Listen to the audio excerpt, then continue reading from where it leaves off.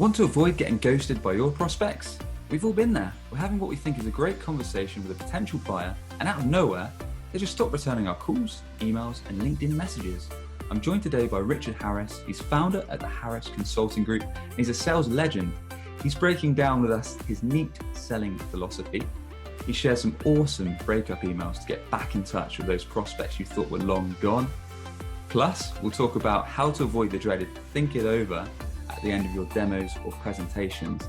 And Richard shares how he's utilized partnerships and digital marketing to scale his own business with plenty of actionable tips. Let's jump straight into it. Welcome to Sam's Business Growth Show.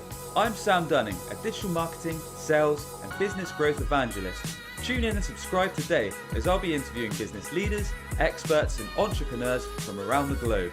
You'll be learning their story, how digital marketing has helped them along the way, and exclusive tips and insights to help you skyrocket your own business.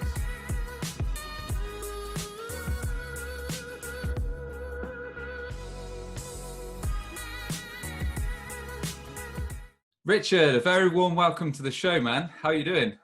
I'm great. Thank you for having me. I'm excited to be here. No worries, dude. So as always, excited to chat with you all things sales, business growth, and digital marketing. But before we get into the ins and outs of why you started your company, how you've built it up to where it is today, it'd be great to get a bit of background on you, sir. So learn a bit more where you grew up, some of the key businesses you've worked at, and if you could share a couple actionable tips you picked up along the way in terms of sales, could be business, could be marketing. We'd love to hear it, my friend. Yeah, no worries. Whatever. I mean, I think the most important thing that we get across to the listeners is really how badly the USA beat the UK in our little sales throwdown, right? Like, and I know I'm bringing this up just to. You had to do it, didn't you? I have to, man. Like, I can't not do it. If folks don't know what we're talking about, a few months ago, a bunch of folks from the US, a bunch of folks from the UK got together, and we decided to just have a fun throwdown of sales advice. So it was a lot of fun. It was all done with good intentions. And if you haven't had a chance to check it out, please do, because there's a ton of great advice, not just from Sam and not just from me, but from a ton of people all over the world. So it's a fun one. Anyway, so that's our shameless plug and my poke in the eye to my good friend Sam here. So all right, so where do you want to start, Sam? Sure thing. So I'd love to learn a bit more about kind of yourself, how you first got into the business and sales world, Richard. So maybe share with us your first ever role in sales or business in general that's going to be slightly relevant to us. And then if we could jump on to a couple more later experiences where you perhaps picked up some tips. It could be a sales tip, could be a marketing tip, whatever you want to share with us up until you got into your current business. Yeah, I mean, if I go way back, my first job in sales, and it was actually my first job, was at the Gap in retail. And oh, nice. So that was my first, taste of sales and making money and spiffs and just having a job. And so I was about 15 or 16. I think I was 16 when that started. And they had a sales process. Like it was called GAP Act. GAPACT, right? Greet, approach, product knowledge, add on, close, and thank you. And that was my first sales process, right? It was never defined as a sales process as they taught it. It was just sort of like, this is how we do it.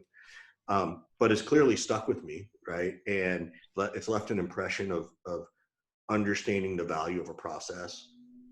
As I've matured, I realized that, retail is inbound marketing and inbound leads, not outbound cold calling. So it's a difference. But you still have to run into objections of no thanks, I'm just looking, or, what do you do if you don't have the right size? And so there's a lot of business acumen there that for me was really good.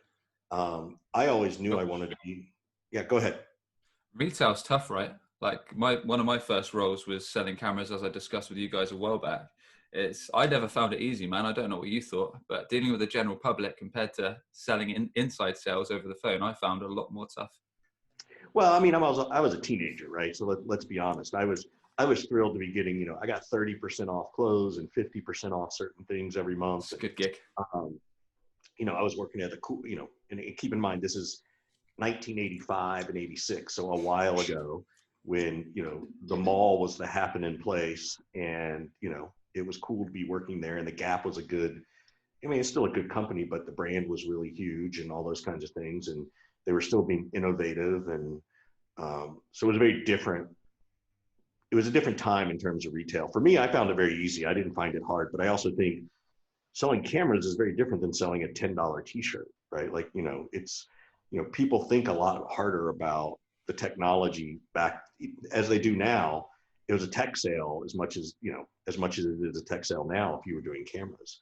What did you find so hard about it? Well, it was more for me, not necessarily the product, but when I was doing retail, it was just the general public. I just found them I don't know if it's the same in the US, but this was back when I was about 18 years old. So going back about just over 10 years now, very, very rude. So the way we were taught, we were never taught a sales process, you see, Richard. So you had the gap act. We were just told, go up to a customer, ask them how they're doing, Right. and ask them what they're interested in. And those kind of standard questions that any sales clerk asks you that irritates the heck out of you, because we know the instant response is, I'm just browsing, or I'm okay, thank you. And most of the time, it just pissed people off.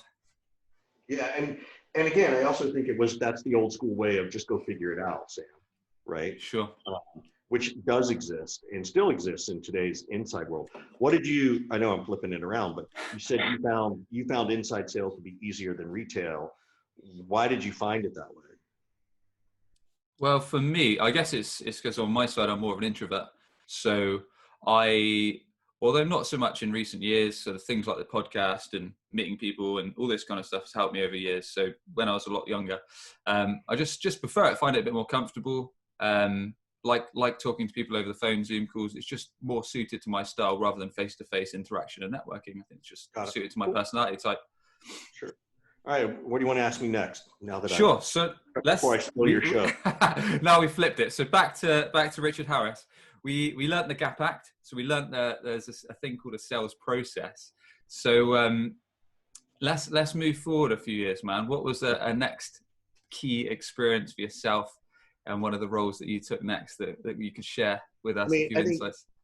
I've been in sales all along, and even my parents said I was in sales as a kid, and I was hustling Jolly Ranchers at school. So dude, nice dude. I was selling candy and not getting caught, kind of stuff. So so I've always sort of been that business minded.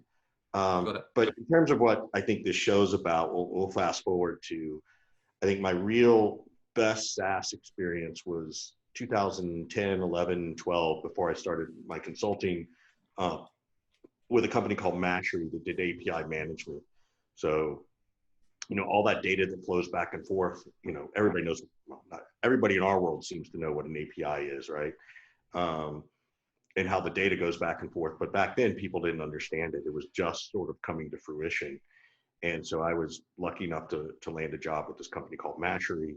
Was there about 18 to 20 months. And then right before they got acquired, I always sort of say I was line number, 242 on a 40-line spreadsheet, right, of who was going to make it and who was not going to make it in the acquisition. They didn't need one more sales op, director of sales, that kind of stuff, which is okay. So they hugged me out the door. They did a really nice job and made sure I had time to figure out what I wanted. And then consulting fell in my lap. I had some people call and say, hey, can you help? Can you help? And I said, sure.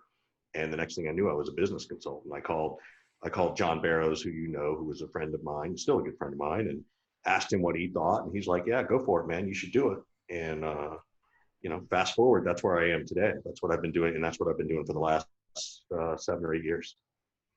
Got it. So when you say consulting fell into your lap, do you mean that at that time people were already asking you for advice in terms of sales training, sales process and stuff like that?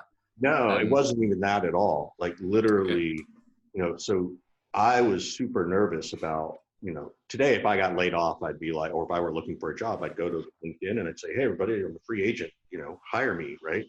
And, but social selling wasn't that back then. At least it was still too fearful in my mind to do those things. And so I was struggling to find a job. I was interviewing. I was getting down to like the third or fourth interview, and then they would always choose somebody else, which was really weird. And then someone called who did know me, who had been introduced to me, to say, hey, can you help with this? Would you be interested in a role? And I said, well, I'm not looking to take on a position in Austin. I wasn't going to move my family to Austin. And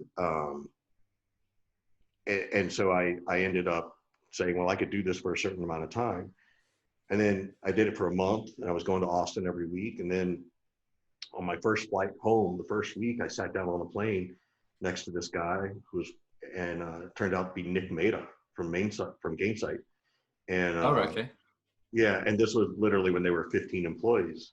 Next thing I knew, I had a second client. So I had two clients all of a sudden, each of them paying me for 30 days of work. So I had 60 days of work, and I was making in 60 days what I could make in 6 months. And I'm like, okay, is the world telling me something? So I picked up the phone and I called John, and I talked to my wife, and we just sort of never really looked back. Interesting. Okay. So that's what I mean. It fell in my lap. I did not go out looking for it at that point. Yeah, that makes sense. So you had people in your network that were kind of asking you for help, and then the work started to come in. So in terms of growing your business, Richard, is that always how it's been the way? Or on this show, we're always interested to take the angle of the strategies that have helped you scale the business to where it is today. So whether you've had inbound through digital marketing, if you could talk us about some of the channels that have worked for you, or whether a lot of the new business was outbound. A little bit was outbound. So what ended up happening was that once I started consulting, I started writing stuff on LinkedIn, and I started commenting very specifically on, they're still existing, but there are channels on LinkedIn and groups that LinkedIn is now downplayed. But I used to go and comment on sales hacker stuff all the time with Max Altschuler. And then I eventually met him at the sales loft for the very first Rainmaker. And I just walked up to him and I said, hey, I'm Richard Harris. I've been commenting on stuff, and I just wanted to introduce myself. And I said, if there's ever anything I can do to help, let me know. And he said, okay, great. And then like 2 months later, he was looking for someone to help, handle these inbound leads at Sales Hacker. People would come to Sales Hacker looking for sales training. And a lot of them aren't, a lot of them are just individuals or single things, but there are definitely some great companies that have come from that. And so that helped my business. And then once we created that agreement, that business arrangement, he's like, well, you know what, I'm going to start putting you on, how would you feel about hosting some webinars? That then puts us front and center and puts me out there.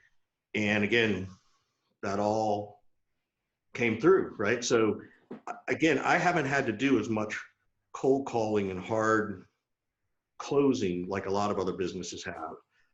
I still do it to keep my skills up, to practice, to share best practices, but I don't know that it's required as much.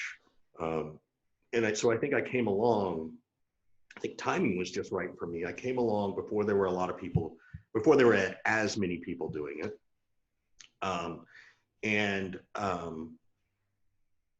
And so it just sort of, like I said, it kind of fell in my lap. Like I didn't plan all these little things to start to happen.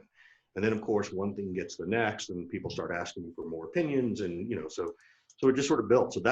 So my business was built on timing and being prepared for that timing as much as anything else. So,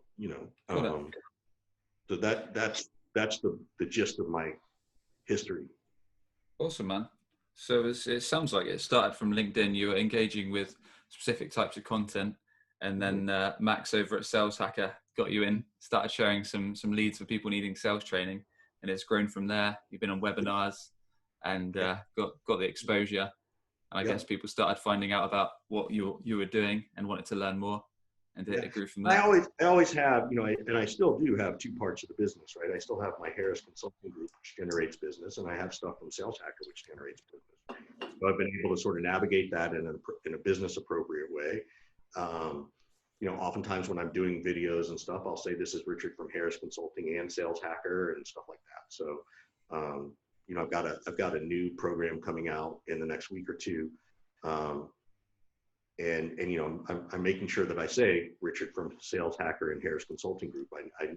Max has always been so good to me, so I always want to be good to him. And what do I care?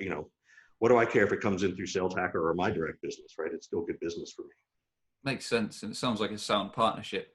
So is that the kind Yeah, of thing that you recommend anyone in business looks to set up these kind of partnerships where you can ally and share leads and have yeah, business flow? absolutely. I mean, I also think too, so I'm good friends with Scott Leese, who you know, and good friends with you. And I think the interesting thing is that we all get lumped together as sales trainers.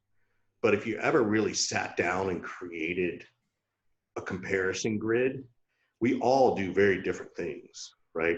We all have our swim lanes. There's probably, 75% of what we each do is very unique and individual to the way we do things. And then there's probably 25% of some overlap. I mean, that makes sense. But there's definitely some very different things that I do than what Scott does. But people see us as sales leaders. The same thing with you and Costas and Barrows and all these people. You know who they are. So yes, I think you do whatever you can to make yourself well known, right? And I think the best place to start is just writing stuff. The interesting thing to me, this is my biggest mistake probably, and it's a general lack of it's a general problem I have all the time, is I lack big picture vision. So if I'd have been Sure. smart back in 2012 or 2013, or after I was doing this for a year and partnered with Max, I probably should have written about, oh my gosh, how did I create some business from just writing on LinkedIn, right? I easily had the data in front of me, and I easily had, the ability to tell a story. I just sometimes lack that vision. And I've always known this about myself. Like, it's just, for whatever reason, it's how my mind seems to work. And I've gotten better at it over time. But I also know that I need someone else to help me see that. So I rely on Scott and I rely on John, and I surround myself with smarter people than me to help me figure that stuff out, right? So Yeah, and I think that's so important. I agree, Richard. Like in our business, Web Choice, I've got two other co-directors, so I can bounce ideas off them. And then I've got the network, a lot of guys I connect with regularly on LinkedIn and mhm. contacts on Skype and stuff like that. So yeah, I agree. It's really, really important, man. So what I want to talk about next is neat selling. So this is a process is this a process you formulated your own sales Yeah. formula, sir? So I'd love to talk a bit more about that, and if you could share with us what exactly that entails and how that can help anyone that's not yet got their own process for selling. Yeah. So I don't really call it a methodology or a process. I call it a philosophy, because it applies everywhere. So I work with a lot of clients, and they're entrenched in medic or medpic or challenger, and that's great. Like, I don't need to come in and tell you to rip that out, right? And do mine. Mine enhances that. I have a couple of clients who've taken mine and actually built it into their CRM as a process and a methodology, but it's much more of a philosophy. And it aligns with everything, right? So it stands for, the N is for need, qualifying need. The E is for economic impact. What's the economic impact of that need? Not the ROI. I don't do ROI. Then it's about access to authority, because you don't ever really get to talk to the right person at the right time until the very end. And then it's still about timeline. And I created neat selling. I originally, when I thought about it and was working on it, I was going to call it Nate, right? And create a little character named Nate. And it was interesting because I thought, okay, so if I'm teaching this as a BDR, SDR role, it was, okay, BDRs and SDRs should focus on need and what level of access to authority, because that's about all they can control. And they're not going to get access to the authority.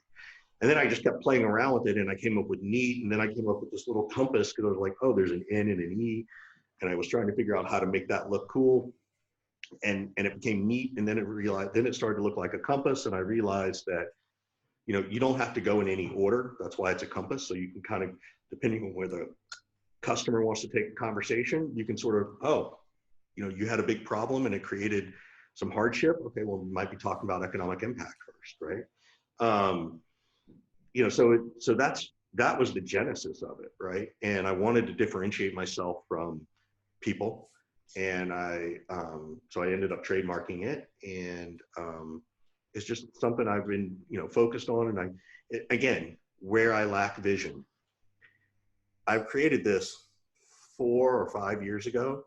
I didn't start branding it as hard. I didn't have t-shirts for it. I didn't do anything until the last 12 months.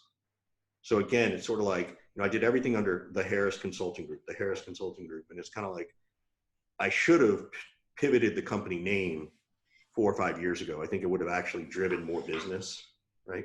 At this point, I've been told that I kind of have to keep it as Harris Consulting Group as much as I hate it. I hate the name, but that's how people know me. So you do what you do. So that was the genesis of it. That's the story of it. And it's a differentiator, right? Definitely a differentiator, and respect for setting up your own sales philosophy. So yeah, that's cool. I mean, it's interesting that you say a lot of sales processes, we've talked about processes many times in different episodes in the show, but a lot of them, as you know, have a fairly rigid structure. So let's take BANT, for example, budget, authority, need, timeline, whatever. And then we've got gap selling. Again, it's got kind of a set process. Sandler selling, it's got a set process. So a lot of sales processes, or in your case, sales philosophies, has a set structure you kind of follow. Yours, you said, it's like a rotating compass. So there's no real structure. So the customer can literally start telling you something, and then you can still spin it back to where you need to go. So sometimes that's quite a tricky thing to do, especially when customers go off on tangents, Richard. I'm sure you'll find when they just kind of want to spill all this stuff out, and you've got obviously your own agenda that you want to control the conversation, and you want to understand if they've got a pain that your product can fix. You want to understand if they've got a need for it, if they've got a timeline, if they've got a budget, if they're the decision maker. So how do you do all these things and not follow a rigid structure? Well, so it's interesting. So I don't think our prospects are going to say anything we haven't heard. If you've been in sales long enough, right, they shouldn't be saying anything we don't know how to respond to. So for me, it comes back to the discipline of, okay, if the prospect starts talking about this, these are the questions I want to ask. If they start talking about timeline, these are the questions I want to ask. If they want to start talking about access to authority. So it's about having greater control, because you can navigate the conversation strategically, but you have to have done the discipline work to know what questions you should be asking, to know the pains of your customer better than they do, so you can direct it in a direction that answers their questions honestly and truthfully, that gives them a certain level of control of the conversation, but allows you to control the process, right? And so that's one of the ways to do it. The other way is, I teach people in a scheduled sales conversation, even in a cold call, you do need to have what I call a respect contract. You've got to establish that you're on equal playing field with them as they are with you. And so I teach people what I call a respect contract and how to do that, so that even from the get-go, I can navigate probably more towards need first. But if it doesn't come out as need first, then so what? I'm ready, right? Like, I'm ready to go. So, okay. Can you give us a quick example of what a respect contract would sound like if you're talking to a prospective customer? Yeah. So before I do, I just want people to understand that this is about making sure you're not giving up the power, right? And making sure that you're willing to walk away as much as they are. And so it's real, Sandler did it as an upfront contract. I like that. It's how I first thought about it, but I don't like this upfront contract thing. I don't like, it felt demanding in terms of the way they did it. And I don't know that they had the transition statement that I put in there, and I've stopped looking at it because I want to focus on my stuff. But it's, hey, it's confirming time, Sam, got 30 minutes for the call. Great. In 5 minutes, I'm going to, call a timeout. We'll just, with 5 minutes left, I'll call a timeout to see where we go. Sam, my goal of this conversation is just get a frame of reference for each other. I just want to ask you some questions and answer questions for you and go from there.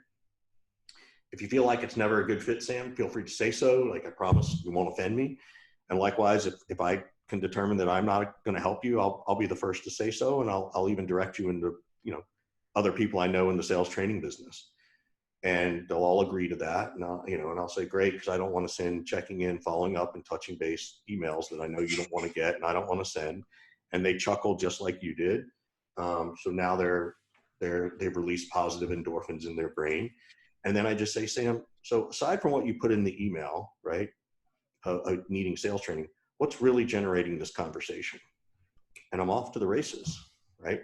And that open-ended question now lets them choose, need, economic impact, access to authority, or timeline. And I can navigate back and forth. And then even beyond that is my respect contract. whatever they say to me, and I do this all the time. You could say, hey, Richard, I've got a BDR team and they need better help. And I'll always say, well, what does that mean in your world, Sam? So my respect contract actually goes into qualifying, which is way beyond what I think people do. It's this natural transition so that the contract is, it's kind of like it's signed, sealed, and delivered once I start asking my second question. That's when I know I've got the ultimate level of respect. Love it. Love it. Huge fan. I mean, I'm a huge Chandler fan. I think most people listening to the show know that. So I often get stuck into talking about upfront contracting, but it sounds like you've got your own spin on that with your respect contract, and framing conversations, which is great. So yeah, really love what you've just said there, man. Now, what are your thoughts on this? I mean, what you've just said there is when you speak to prospects, you say, like, I want to avoid the back and forth, the bouncing of emails, the forever being in voicemail jail, all this kind of stuff. That no one in sales, no one in business wants to get stuck in limbo of not knowing where you are, not having their sales deals stalled. How do you avoid think it overs? Well, there's a lot of to give you some context on that, I mean, let's say you've had a great discovery call, you've set up a presentation or demo, and you've even said at the start, like, let's say you've set an upfront contract, or you framed the conversation. You said, look, I'd love to go through this product with you today. I'd love to go through the ins and outs, the solution, why it's going to attack your goals, X, Y, and Z. If you feel this product's not a need for you or of no interest, please let me know. Likewise, if you feel it is, let's go ahead. But you do everything perfectly, and then they still say, I need to think about it. Yeah. Well, so here's the first thing. I think you need to change your mindset. Your mindset should be, you're never going to erase that, right? Your mindset should be that I'm going to reduce that from coming up as much as possible, right? And that's your goal, and that's your win over the long haul, is making sure you can do that. I also think too, it also comes up with, in my respect contract, where I talk about, hey, I'm going to save 5 minutes at the end to determine next steps, right? I literally put a timer on my phone for 25 minutes. And I'll have it go off so the prospect can hear it. And I'll go, oh, we're at 25 minutes. Let's stop here and see what you want to do next, right? Do you want to keep going? I can go through a few more extra minutes. Should we start let's talk about next steps. So I think the problem I think the biggest problem is people fail to confirm next steps. And it's so easy to actually do. What I want people to avoid doing is to be able to avoid getting to the last minute of the conversation, and I go, oh, Sam, you know what? We're almost out of time. And Sam's like, yeah, I got to go to my next meeting. Richard, just email me on Monday and we'll set up the next call. That's the worst answer, right? So you have to build this timing in, and you have to know what to say. You have to script this stuff out. And yes, I mean script. Write it down, memorize it, know it word for word, and say it till it sounds authentic. Tweak it till you sound authentic. So I'm a huge fan of scripts. And that's what you do to try and prevent it. I think I was one of the first people years ago to write about breakup emails and breakup email cadences and sequences. And so you have to have 4 or 5 or 6 breakup emails, which by the time you send your first breakup email, it's really the 3rd or 4th time you're actually trying to get a hold of them. You've probably linked in them, and you've probably hurt yourself by saying, hey, just seeing where we are. So by the time you start a breakup sequence, you're into your 3rd or 4th attempt to try and get them back on the phone anyway. So if you search my breakup sequences, or breakup emails online, you'll find them, and you'll see that they progressively get irritable. My job at that point is to irritate them, because I want to get a response. I don't mind. Like, you're irritating the hell out of me. Like, F you, right? I do deserve a reply. I deserve the courtesy of a reply, even if it's no. And I'm going to be polite and I'm going to be direct. But at some point on the 7th or 8th time, I'm going to be a little bit more direct and just say, I need to know what's going on. I don't want to hunt you down anymore, right? And the one that gets the most shock when I tell people to send it is the one that's, the subject line is, the courtesy of a reply would be appreciated. I like that. Right. And people are like, oh, and I'm like, I think I should actually change it. The professional courtesy. And, Oh, it's even better. And that's my third email in the breakup cadence. And so again, by the time I've sent that, it's my third email in the breakup, but it's my sixth or seventh attempt to get them to respond. So yeah, I've earned the right to actually ask that question. Got it. Now, there's always some context, and you need to do it the right way, and you need to be mindful about it, but it works. And so, like now I'm also in a unique situation. I can send that, and if it offends somebody, whoop-de-doo. If I send that and it offends somebody and they decide to tweet me, I will easily respond and say something like, sweet, more fan mail, especially after I tried 6 other times to get your attention, right? Like I will call them back out if they're calling me out. So if you're a sales rep and you're thinking about doing this, be mindful to your company. I know you got goals, and I know you got hit numbers and those things. And, and I'm just going to give this, and then I'll stop talking, Sam.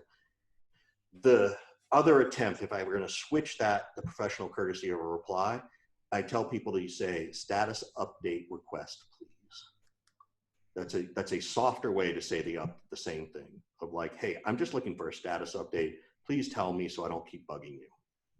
Love it, dude. All right, we've covered some great points there. So starting with the respect contract, then making sure that you're setting some time at the end of your calls, your meetings, or your presentations to ensure you discuss next steps. So in your case, setting up a timer.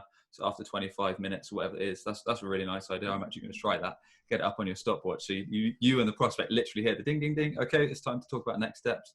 Should we carry on talking about this, or should we spend some time talking about what's going to happen next?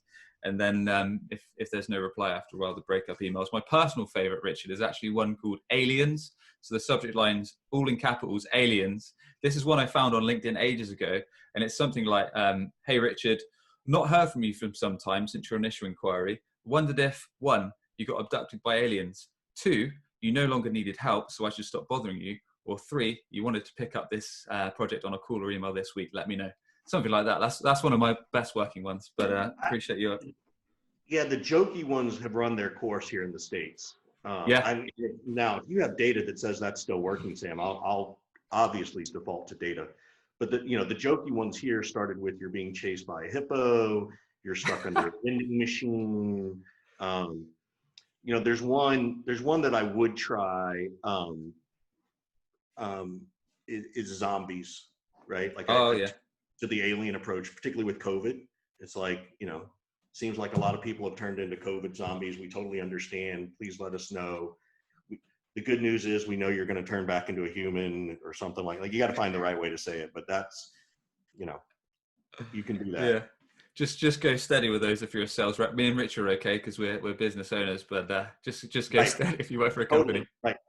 Be mindful that Sam and I are very mindful that we can get away with things that others may not be allowed to or should not try to. Exactly right, dude. Okay. So Richard, for anyone tuning in that is thinking of taking the leap and starting their own company, or anyone that's just started their own business, have you got any tips, any golden nuggets of advice or words of wisdom that can help them on their first days, few weeks or months that could make it easier? 1 is take the leap. 2 is there's sort of 2 ways to do it. 1 is to sort of start on the side while you still have a job. The other is, like what I did, where I got sort of forced into it, even if it was unintentional. So there's a, it's mindful to say, hey, can I start this on the side as long as it doesn't violate your own current employment roles. So I'm cool with that. The other thing I would say is early on, it's all about validation. So if you go, and I need to redo my website, but if you go to my website, I have 20 or 30 pages, tons of stuff I can SEO. My first website was literally 5 pages. It was a home page. I had a customer page that had 2 or 3 customers on it. I had a list of services page, and I had a blog and a contact us page. That was it. It was a validation website. Validate who you are as a human on the internet. And you could and now with particularly the way websites are done, it's almost 1 page that's just one big long scroll, which I hate that, but maybe I'm just too much of a Gen Xer on that. It's not great for SEO either. What's that?